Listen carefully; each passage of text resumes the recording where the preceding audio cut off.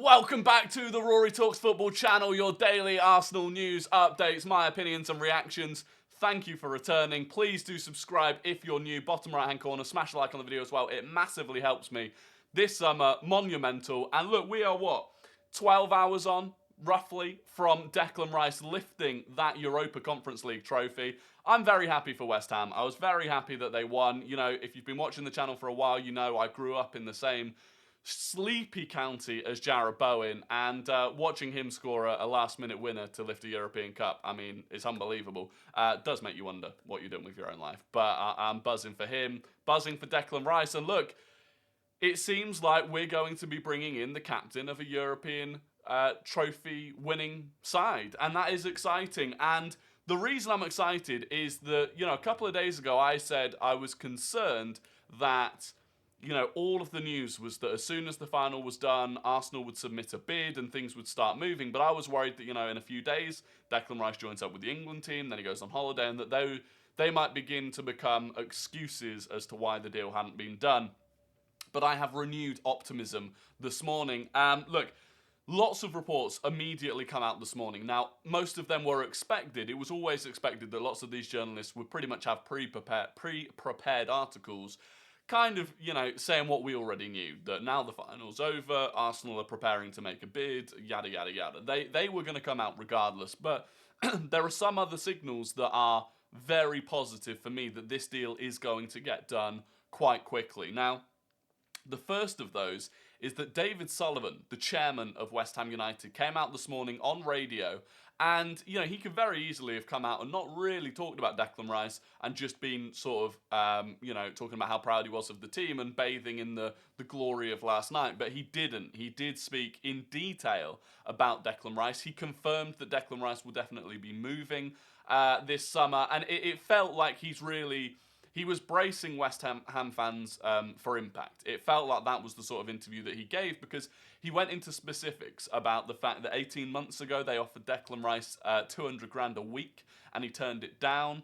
You know, he explained that had Declan Rice not turned that down, he'd be 10 million quid better off right now. But that it was always Rice's intention to move, and that he knew he had to turn down that offer to try and facilitate that move. And you know, that's very much David Sullivan protecting the club and portraying an image to the fans of, look, we did everything we could to keep Declan Rice, but it was his decision to move, and that's fair enough. And I think most West Ham fans are very accepting of that anyway.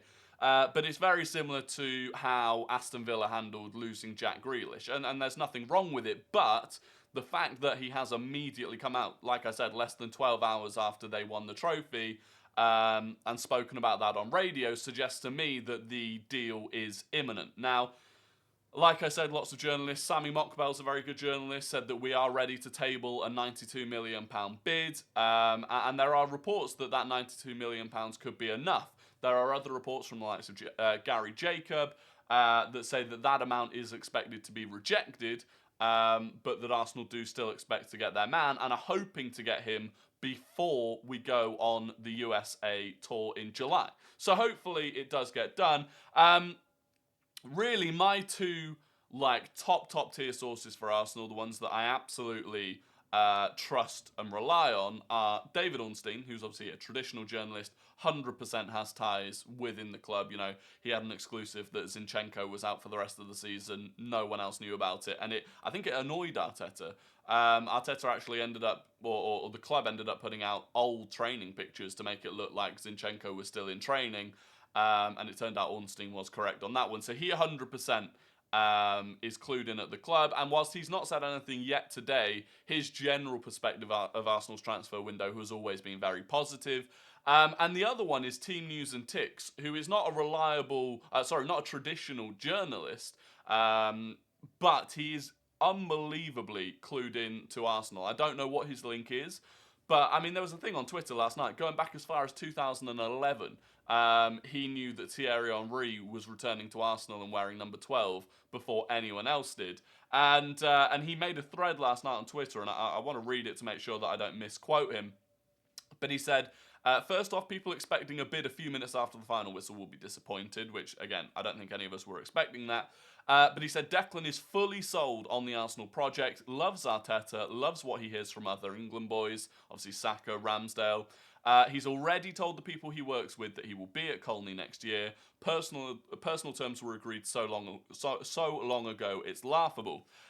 He also said that that Rice has a gentleman's agreement with West Ham, that they won't stand in his way, but it has to be sensible. So the offer has to be in the right ballpark. But again, going back to what Ornstein said, we certainly have the money to be in the right ballpark.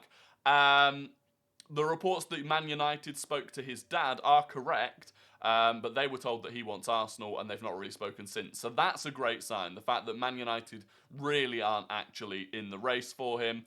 And then he said, now on to personal opinion. Arsenal floated the 92 million to West Ham, and they said that's the kind of number that they would accept, but that was months ago. He personally expects them to renege on that, as they'll want more given the interest now from elsewhere. But ultimately, it's very positive, and I don't think he'd have put out that thread if he wasn't confident that this was going to get done. And ultimately, it will get done.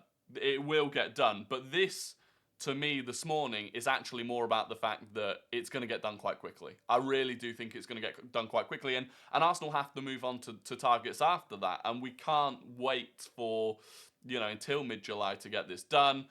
New reports this morning about Moises Caicedo, and that Arsenal really are still in the race for Moises Caicedo, and that we want both of them, and that we've got the money for both of them, but Declan Rice needs to be done first. And so again, there is pressure on Edu to get this done early, and I have a renewed faith that it is going to get done. I'm going to make another video that will probably be out tomorrow about the logistics and complexities of doing both Caicedo and Declan Rice. I think it's a really interesting one. Can we fit Rice, Caicedo and Thomas Partey all into the same team? And if we can't, is now the right time to sell Thomas Partey? But that'll be another video tomorrow. I hope you've enjoyed this one. I hope you have a fantastic evening. Like I said, please do subscribe. We're trying to hit 2,500 subscribers. And yeah, I'll catch you all tomorrow.